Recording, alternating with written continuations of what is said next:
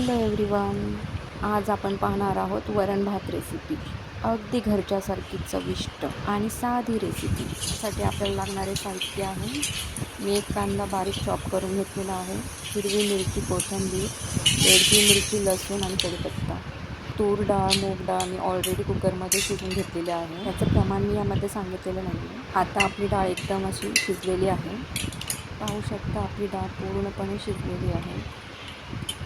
ही डाळ आपण स्मॅश करून घेऊयात, एकदम अशी फेटाळून घेऊयात पूर्णपणे, जेणेकरून आपली डाळ एकदम घट्ट बनेल.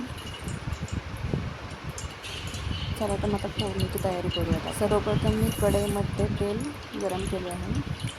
आता आपण मोहरी, जिरा, कढीपत्ता आणि लसूण याची अशी फोडणी देऊ.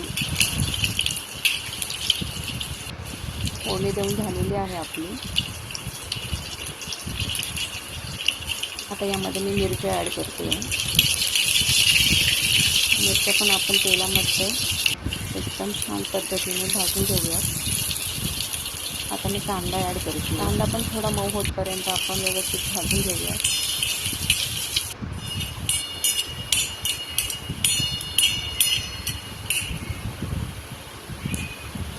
आता आपला कांदा पण व्यवस्थितपणे भाजून झालेला आहे दोन्ही. आता यामध्ये थोडंसं मीठ टाकूया चवीप्रमाणे, जेणेकरून आपला कांदा जळणार नाही. आता आपली शिजवलेली डाळ आपण यामध्ये टाकूया. डाळीमध्ये मी ऑलरेडीच एक टोमॅटो चिरून शिजवून घेतलेलं आहे, त्यामुळे वरण करताना एक आंबटसरपणा येतो आणि आपले वरण एकदम छान चवीदार लागते. आता मी यामध्ये थोडे पाणी पण मिक्स केलेले आहे आणि वरून छान अशी कोथिंबीर टाकलेली आहे. 2-3 मिनटं आपण चांगली उकळी काढून घेऊयात गॅसवरती. आता कमी फ्लेमवरती आपली उकळी झालेली आहे काढून.